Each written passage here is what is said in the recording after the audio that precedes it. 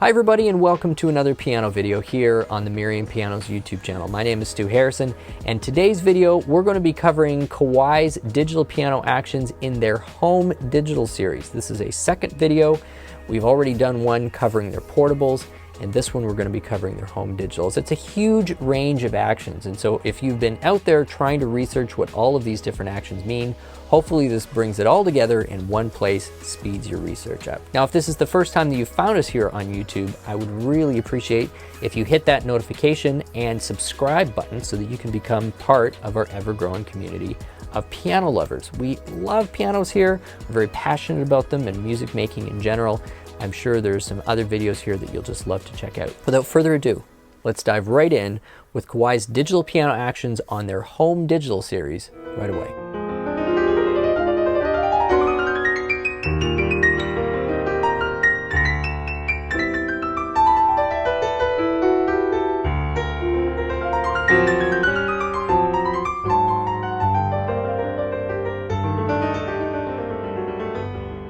So this video is the second in a series of two where we are investigating Kawai's digital piano actions.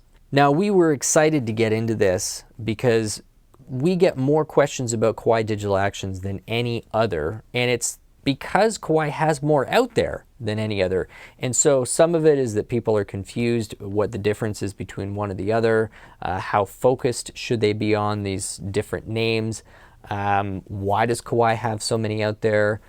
So we wanted to just help add some clarity and some depth and detail to this. So we're going to dive in on this video to their home digital actions. If you are looking for portable Kawai or portable anything and Kawai is on your list of possibilities, then we'd invite you to click the link below where you can go and check out that other video. So there are currently 7 actions available across Kawai's home digital line. This includes everything from the KDP75 all the way up to the Novus 10S. So let's start at the bottom and work our way up.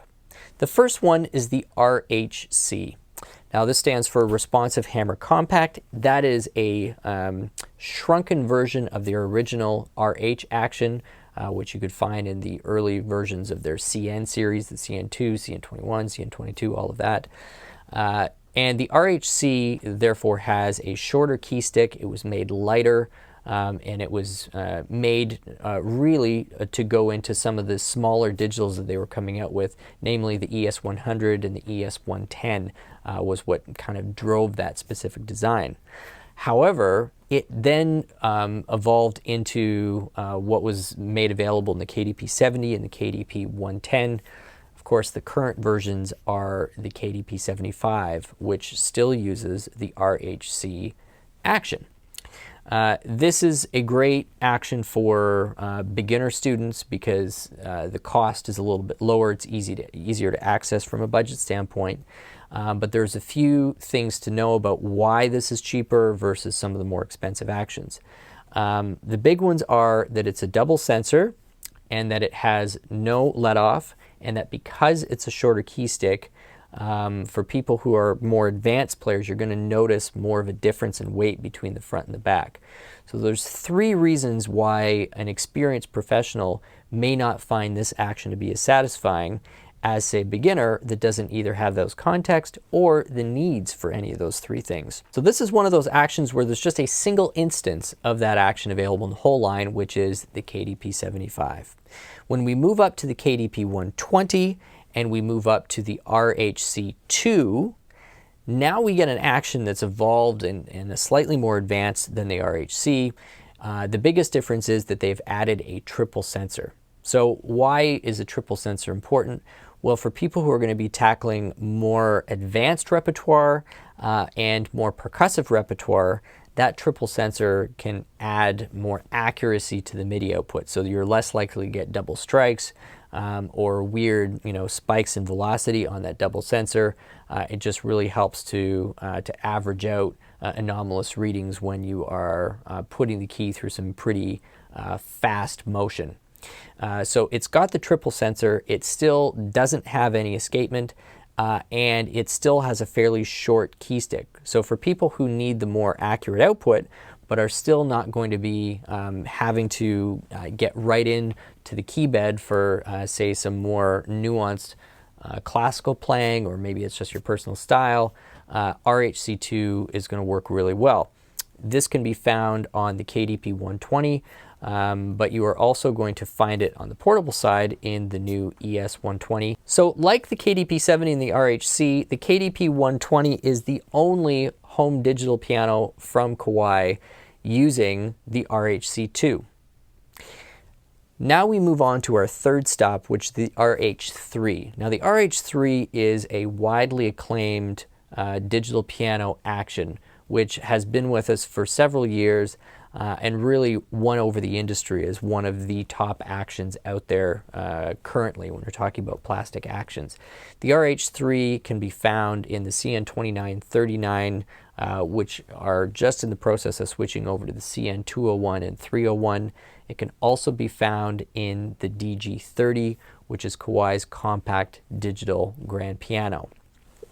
The RHCIII improves on a number of things from the RHCII. It has the triple sensor like the RHCII does, but the key surface is now more advanced, a little more reinforced. The key is a longer key stick, so you're now getting a much more accurate feel from the front to the back of the key.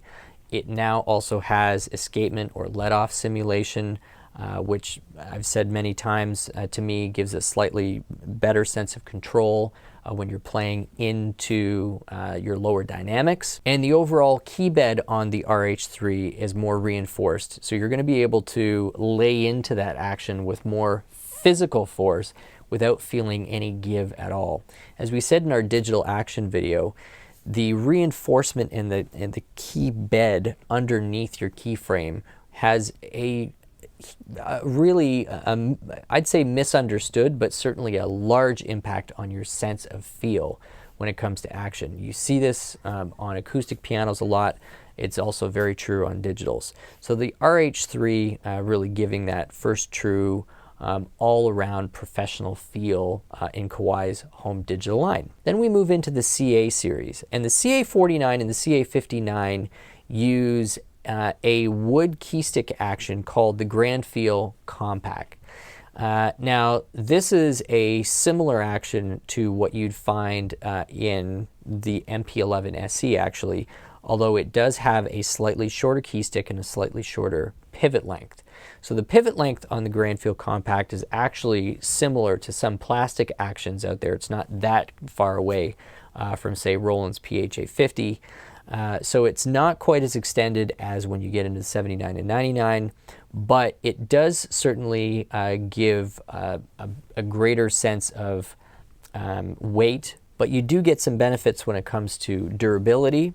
In terms of overall feel, there's some really fantastic debate that I've seen online between the RHCIII as well as the Grand Feel Compact, because the geometry on these two isn't dramatically different, and I've actually heard people who really like the RHCIII, other people who vote for the Grand Feel Compact. So this could be as much an emotional preference, some people really liking the concept of playing on a wood key.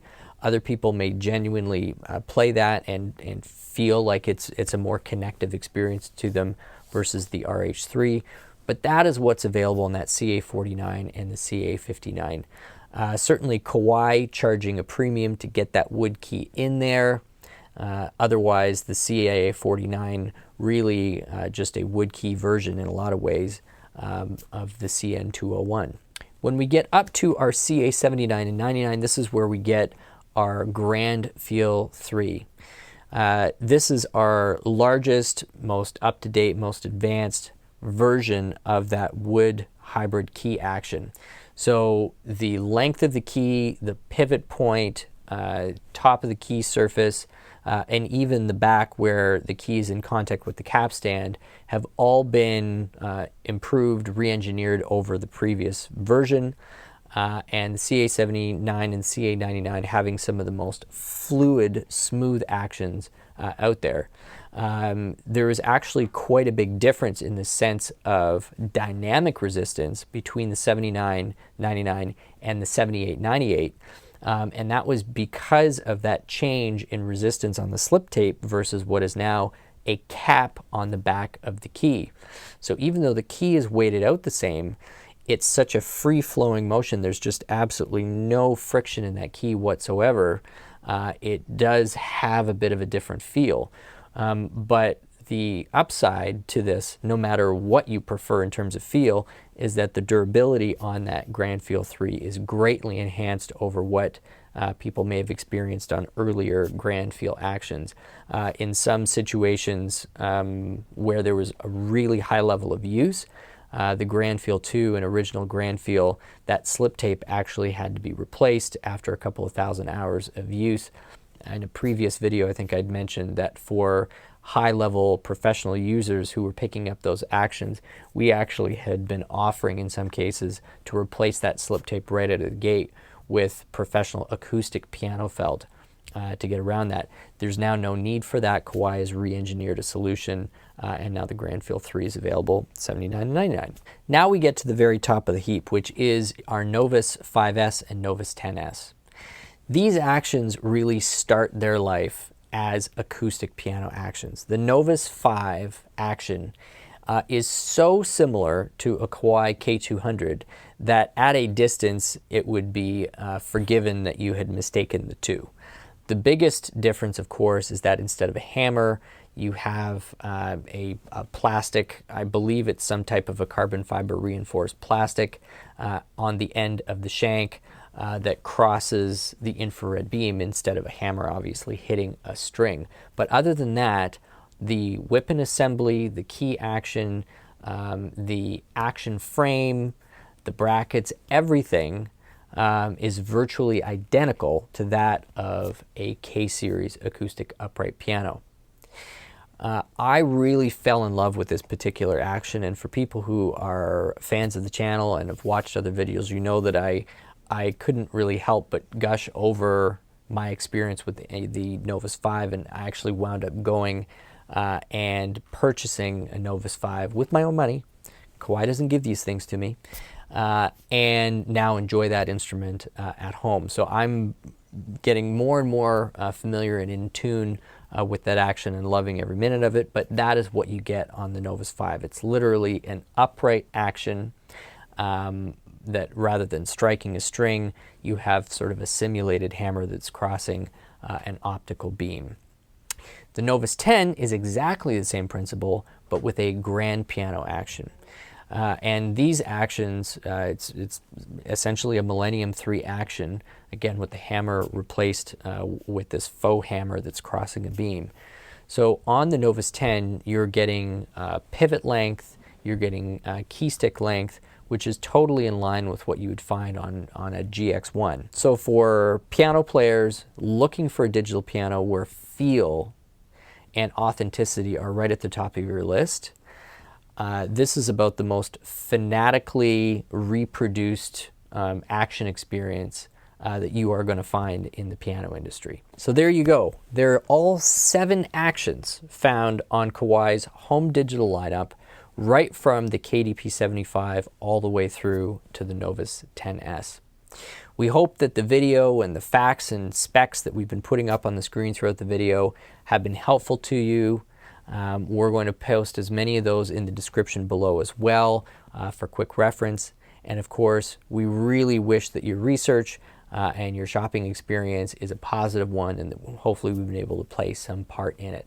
My name is Stu Harrison, and if you have not subscribed yet, I'd really ask you to do so. We love to see our audience grow, participate, and come back and enjoy videos in the future. This has been Merriam Pianos on YouTube, and I hope you have yourselves a great day.